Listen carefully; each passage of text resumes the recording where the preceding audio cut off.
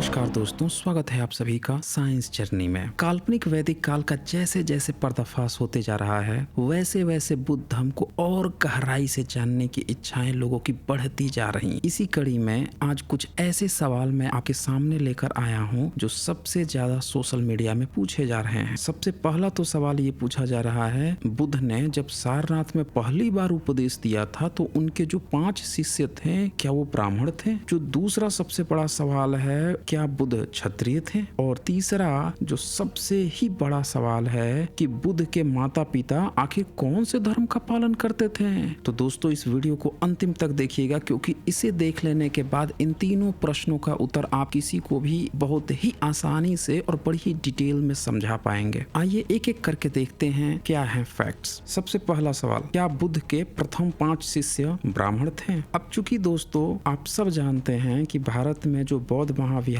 थे उन सबको जला दिया गया, तोड़ दिया गया, फोड़ दिया गया। 12वीं-13वीं सदी में जब नालंदा यूनिवर्सिटी को जला दी गई और उसके बाद से ब्राह्मणी ग्रंथों में जिस तरह से बुद्ध धर्म के प्रति अपमानजनक टिप्पणियां शुरू हो गई, गाली गलौज दिया जाना शुरू हो गया, तब से बुद्धिज्म के सारे रेफरेंस, सारे रिसोर्सेज इग्नोर किए जाने लगे, खत्म किए जाने लगे। और यही कारण है कि आज के लोगों में बुद्ध धर्म के प्रति जागरूकता नहीं है, वो अपना असली इतिहास नहीं जान पा रहे हैं सही रेफरेंसेस से। इसीलिए सही रेफरेंस मिलेगा जब नालंदा विश्वविद्यालय जला दिया गया था, उसके पहले के हमें उन विद्यार्थियों को खोजना होगा, उनके नोट्स को खोजना होगा जो नालंदा विश्वविद्यालय में पढ़े थे, क्योंकि वो विश्वविद्यालय में तो देश विदेश के छात्र पढ़े थे। अब भारत का आप नष्ट भी कर देंगे तो जो विदेश से भारत में आया था वो पढ़ के जो लिख के ले गया है वो उसके देश में तो सुरक्षित है। तो इसीलिए हम ऐसे ही कुछ रेफरेंस को उठाएंगे और वहां से आप आसानी से इन सवालों के जवाब खोज निकालेंगे। 629 ईस्वी से 645 ईस्वी के दौरान वेनसोंग जो भारत में बौद्ध महाविद्यालय नालंदा के स्टूडेंट थे और उन्होंने 15 साल से भी ज्यादा नालंदा विश्वविद्यालय में पढ़ाई की। जब वो पाओलो निशी यानी कि आज का जो वाराणसी है, जो सारनाथ है, वहां पे जब वो अपने दौरे पे थे तब उन्होंने 300 फीट ऊंचा स्तूप देखा था और लिखा कि वहां पे एक इमारत बनाई गई और ये वो जगह थी जहां पे कौंडिन्य सहित 5 मनुष्य जिसे बुद्ध ने सबसे पहले शिक्षा दी थी, यानी उनके 5 शिष्यों के बारे में उन्होंने जिक्र किया हुआ है। वो लिखते हैं कि वहां पे एक संघाराम भी था जहां पे बौद्ध भिक्षु भी रहते थे। आगे वो लिखते हैं कि जब सिद्धार्थ अपनापा भूलकर और धर्म के जिज्ञासु बनकर पहाड़ों में बसने के लिए और घाटियों में तपस्या करने के लिए नगर से निकल गए थे, उस समय शुद्धोधन राजा यानी उनके पिता ने 3 सजातीय पुरुषों, ध्यान दीजिएगा, 3 सजातीय पुरुषों को और 2 मातुलों को, मातुल मतलब मामा को, यह आज्ञा दी कि मेरे पुत्र सिद्धार्थ ज्ञान संपादन करने के लिए घर से निकल गया है। इस समय वह अकेला पहाड़ों और मैदानों में घूम रहा होगा अथवा वन में एकांतवास कर रहा होगा। ध्यान दीजिएगा, ये स्टेटमेंट बहुत ही ज्यादा जरूरी है जो आगे भी काम आएगा। इसीलिए मेरी आज्ञा अनुसार तुम लोग जाकर पता लगाओ कि वह कहाँ रहता है और उसे सहायता दो। इस काम के करने में तुम लोग अपनी मेहनत में कुछ कसर न रखना, क्योंकि तुम्हारा संबंध उससे बहुत पास है, यानी वो लोग उनके दोस्त हैं। अब ये जो स्टेटमेंट है इससे आप कई कंक्लूजन निकाल सकते हैं। मसलन बुद्ध उस समय के जो वर्तमान धम्म था उसको समझने के लिए पहाड़ों जंगलों की तरफ गए थे, जैसा कि मैगस्थनीज की इंडिका में ही बताया गया है कि श्रमण लोग जंगलों में, पहाड़ों में रहते थे। तो सीधी सी बात है, कोई ब्राह्मणी व्यवस्था की बात ही नहीं चल रही। दूसरा, वो उसी धर्म को गहराई से खोज रहे थे जिस धर्म का पालन उनके खुद के पिता शुद्धोधन करते थे, क्योंकि यहाँ शुद्धोधन भी उनके दोस्तों को भेज रहे हैं उनकी सहायता करने के लिए। तीसरा, शुद्धोधन के बिना अनुमति के बुद्ध धर्म समझने हेतु नहीं गए थे, बल्कि शुद्धोधन की इसकी पूर्ण जानकारी थी। चौथा, शुद्धोधन बुद्ध के 3 दोस्तों और 2 मामाओं को उनका साथ देने के लिए भेजते हैं, उनके साथ रहने के लिए भेजते हैं, न कि उनको घर वापस बुलाने के लिए। फोर्थ नंबर, वो 5 लोग जो बुद्ध का साथ देने गए थे उनमें से 3 सजातीय यानी शाक्य वंशी थे और 2 मातुल यानी उनके मामा के यहाँ जो कि कोलीय वंशी थे। अब आप सोच रहे होंगे कि भाई यहाँ पे ये तो लिखा है पर ये कैसे माना जाए, यही 5 लोग उनके शिष्य थे। तो वेनसोंग आगे इस कहानी को बड़ी डिटेल्स में लिखते हैं कि ये 5 लोग जाते हैं, फिर कैसे 2 लोग अलग होते हैं, फिर 3 लोग अलग होते हैं, फिर बुद्धा अलग होते हैं, और जब सम्यक संबुद्ध बन जाते हैं तो उसके बनने के बाद से कैसे रिटर्न होके आते हैं और तब वो सोचते हैं कि मैं किसको किसको उपदेश दूं। और इस कड़ी ही में जब वो फाइनली ये सोच पाते हैं कि अब ये 5 जो परिवाजरक थे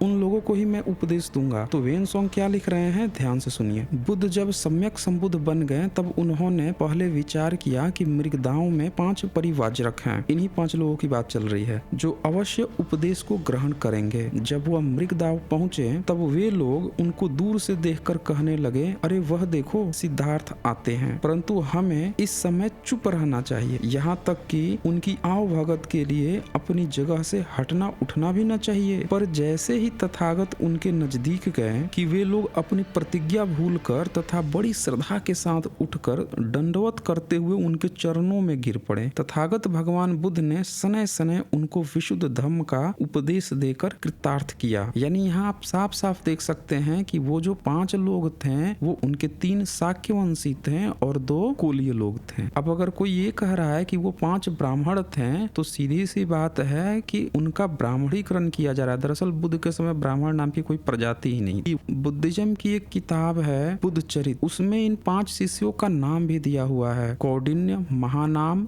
वप, अश्वजीत और भद्य। मेरे ख्याल से इस पहले प्रश्न का सबको उत्तर मिल गया होगा। आइए अब दूसरे प्रश्न पे चलते हैं कि क्या बुद्ध क्षत्रिय थे। दरअसल ये सवाल कौन करता है? दरअसल मुस्लिम शासन काल में ब्राह्मणवाद ने जब अपना ब्राह्मण संप्रदाय बनाया तो उस दौरान उसने छत्री छत्री कहना शुरू किया। अब कुछ लोग छत्री अपने को समझने लगे, तो यही छत्री लोग आज भी ब्राह्मणवाद को पकड़े हुए और ये सोचते हैं कि बुद्ध तो एक ग्लोबल नाम है, दुनिया का सबसे बड़ा नाम है, भारत का पूरा ब्रांड ही बुद्ध के नाम पे चलता है। देश विदेश में यहाँ के वजीरे आला लोग जाके कहते हैं हम बुद्ध की धरती से आए हुए हैं। तो ये क्या सोचते हैं कि हम अपने को छतरी भी कहें, अधीरे से कह देंगे बुद्ध भी छतरी। तो ये दरअसल चक्कर है उनको छतरी कहने का। अन्यथा पूरे आप ब्राह्मण ग्रंथ को उठाकर देख लीजिए, वहाँ छतरी का मतलब होता है जो ब्राह्मण का गुलाम सेवक है, ब्राह्मण के इशारों पर नाचने वाला है। जो 100 साल का छतरी और 10 साल का बालक ब्राह्मण हो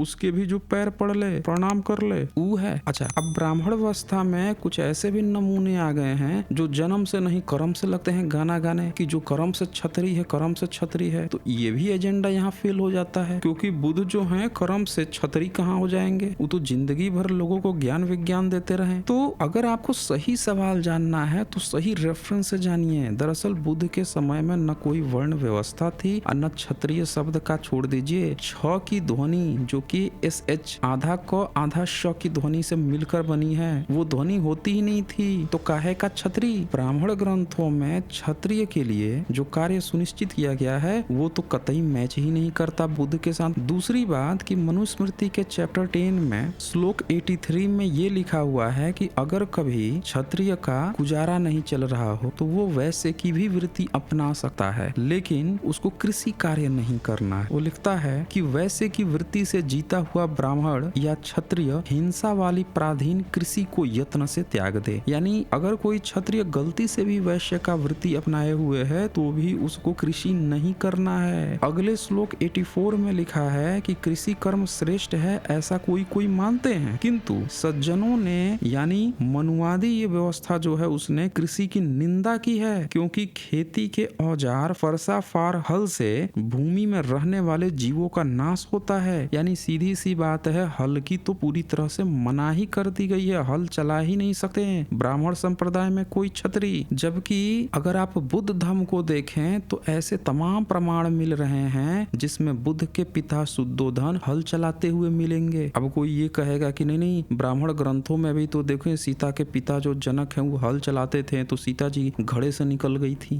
बलराम जो है वो भी तो हल लेके घूमते थे। अरे भाई, तो ये दोनों रामायण और महाभारत की कहानियां बुद्धिज्म के जातक कथाओं से कॉपी पेस्ट है। उस पर मैं अलग से वीडियो बनाने ही वाला हूँ कि उठा के बुद्धिज्म की कहानियां चेप दिए हैं तो वो रिफ्लेक्शन आ रहा है वहाँ पे। ये आपका कोई इसमें हल वल का नहीं है। ब्राह्मणों की पूरी व्यवस्था मनुस्मृति में लिखी हुई है। और यही नहीं, राम ही को बता दीजिए कौन सा हल चलाते थे, दशरथ कौन सा हल चलाते थे। जबकि मनु जो है राम के पुरखे बताए जा रहे हैं और वो साफ साफ लिख रहे हैं कि कृषि कार्य करना ही नहीं है, ये तो वैश्य की वृत्ति है और उसमें भी अगर क्षत्रिय को करना पड़े तो कृषि वाला कतई मत करना। अब कोई ये पूछ सकता है कि क्या बुद्धिज्म में राजा जो है वो कृषि करते थे? तो हाँ भाई हाँ, ऐसे कई सारे सील मिले हैं जो साफ साफ ये दिखाते हैं कि बुद्ध के पिता शुद्धोधन हल का इस्तेमाल इस्तेमाल करते थे। जैसे आप तीसरी चौथी सदी के गंधार कला को देखिए, भरहूत स्तूप को देखिए, उसमें शुद्धोधन की फोटो हल चलाते हुए मिल जाएगी। अब कोई यहाँ पे ये भी पूछ सकता है कि भाई नालंदा विश्वविद्यालय के छात्रों ने भी कुछ लिखा है? हाँ भाई हाँ, फाहियान जब कपिल वस्तु जा रहे थे तब उन्होंने राजा का वो खेत भी देखा था जहाँ पे शुद्धोधन हल चला रहे थे और बुद्ध वहाँ बैठ के उनको देखे थे। फाहियान ने क्या लिखा? नगर के पूर्वोत्तर कई ली पर राजा का खेत है जहाँ कुमार ने वृक्ष के नीचे बैठकर हलवाहों को देखा था। यहाँ ध्यान देने वाली बात यह है कि प्राचीन काल में राजा लोग हल जोतते और खेती करते थे। जब ऐसा होता था तब उनके बच्चे यानी राजकुमार किनारे बैठकर देखते थे। तो यहाँ आप साफ साफ देख सकते हैं कि ब्राह्मणों की जो वर्ण व्यवस्था है उसमें क्षत्रिय का कार्य न करके बुद्ध के पिता शुद्धोधन कृषि कार्य कर रहे थे। यानी सीधी सी बात है, उस समय मनुवाद का जन्म भी नहीं हुआ था, ब्राह्मणी व्यवस्था का जन्म ही नहीं हुआ था। वो शमन लोग थे, शमन परंपरा को आगे बढ़ा रहे थे। आज भी आप जाके देख लीजिए, पिछड़े अति पिछड़े बहुजन परिवार के घरों में जो शादी विवाह होता है तो उनके यहाँ आंगन में हल की पूजा होती है, हल को ले जाया जाता है। तो इसीलिए बुद्ध को छतरा छतरी बनाने की गपें पूरी तरह से व्हाट्सएप या फेक न्यूज है। बुद्ध पूरी तरह से शमन परंपरा के फॉलोअर थे, उनके पिता शमन थे। और अगला प्रश्न का उत्तर जो है इसकी पूरी तरह से पुष्टि कर देगा। तीसरा और आखिरी प्रश्न कि बुद्ध के पिता आखिर कौन से धर्म का पालन करते थे? अब कोई भी यहाँ पे कह सकता है कि चलो ठीक है, ब्राह्मणी व्यवस्था नहीं थी, वर्ण व्यवस्था नहीं थी, चलो हम मान लेते हैं, लेकिन ये तो बताओ फिर कौन से धर्म का पालन करते थे? तो भैया जवाब यही है कि भारत में पूर्व बुद्ध होते थे, वो पूर्व बुद्धों को मानते। क्या कहा? सबूत? अरे भाई सबूत ही देंगे। बुद्ध धर्म सबूत देने के लिए ही जाना जाता है। गपोड़ गाथा थोड़े है कागज पे बैठ के मुंह खोला शब्द गपोड़ा। अरे हम सबूत देंगे, सबूत, ये लीजिए सबूत। दरअसल ब्राह्मणे जितने गप्पेकार हैं, जिसको गलती से लोग इतिहासकार बोल देते हैं, इन्होंने लैक ऑफ हिस्टोरिकल नॉलेज को इन्होंने ब्राह्मण का इतिहास बता दिया। मतलब की जानकारी नहीं है, बाय डिफॉल्ट वहाँ पे ब्राह्मणों को वो स्थापित कर देगा। आइए हम इस गप की पूरी तरह पोल खोल देते हैं। अब हम फाहियान के नोट्स को देखते हैं। 5वीं सदी में फाहियान जब श्रावस्ती दौरे पर थे तब उन्होंने क्या लिखा, जरा ध्यान से सुनिए। वो बताते हैं कि बुद्ध के जो भाई देवदत्त थे, उनके जो अनुयायी लोग हैं, वो बुद्ध के साथ साथ 3 पूर्व बुद्धों की भी उपासना करते हैं, क्योंकि बुद्ध और बुद्ध के भाई जो हैं, उनके जो पुरखे थे वो पूर्व बुद्धों को मानते थे। तो देवदत्त का ये मानना था कि हम लोगों को पूर्व बुद्ध की बात मानती रहनी चाहिए, जबकि बाकी के जितनी भी पब्लिक थी वो बुद्ध की ही बात को आगे मानने लगी, अब पूर्व बुद्धों को धीरे धीरे इग्नोर करते गई। लेकिन फिर भी 5वीं सदी तक पूर्व बुद्धों के सबूत थे। 5वीं ही नहीं, 7वीं सदी में भी ह्वेनसांग ने लिखा और आज भी पुरातत्व से सबूत मिल रहे हैं। आइए देखते हैं फाहियान ने क्या लिखा था। फाहियान लिखते हैं कि देवदत्त के अनुयायियों के भी संघ हैं, वे पूर्व के 3 बुद्धों की पूजा करते हैं, केवल शाक्य मुनि की पूजा नहीं करते। यानी शाक्य मुनि के साथ साथ पूर्व के 3 बुद्धों की भी पूजा करते हैं। तो यहाँ से आपको क्या लग रहा है? बुद्ध के भाई अगर पूर्व बुद्धों को मानते थे, यानी बुद्ध का घर परिवार जो है पूर्व बुद्धों को मानने वाला था। बुद्ध के पिता शुद्धोधन पूर्व बुद्धों को मानने वाले थे। अरे बुद्ध की जब शादी हुई थी तो उनके जो ससुर थे, उनकी जो पत्नी थी, वो लोग भी बुद्धिस्ट थे। उनके ससुर का नाम सुप्त बुद्ध था। अगर आपने इसी वीडियो का पहला प्रश्न ध्यान से देखा होगा तो वहाँ जब बुद्ध जंगल में जाते हैं, पहाड़ों पे जाते हैं, तब उनके पिता शुद्धोधन क्या कहते हैं उनके 5 दोस्तों को बुलाकर? वो ये कहते हैं कि मेरा पुत्र ज्ञान संपादन करने के लिए घर से निकल गया, जाओ उसका साथ दो और मेहनत में कोई कोर कसर न छोड़ना। ऐसा क्यों कहते हैं? क्योंकि जो पूर्व बुद्धों को मानने वाले लोग थे वो सब अपने बच्चों को पूरा मौका देते थे, ज्ञान विज्ञान को समझो पूर्व बुद्धों के, और इसीलिए वो अलाउ भी किए थे कि बुद्ध जा रहे हैं तो तुम दोस्त भी उनके साथ जाके रहना। अब आप सोच रहे होंगे तो क्या पूर्व बुद्धों के सबूत हैं? हाँ भाई हाँ। अरे फाहियान ने आगे लिखा है, बड़े डिटेल्स में लिखा है, आइए सुनाता हूँ। फाहियान ने लिखा,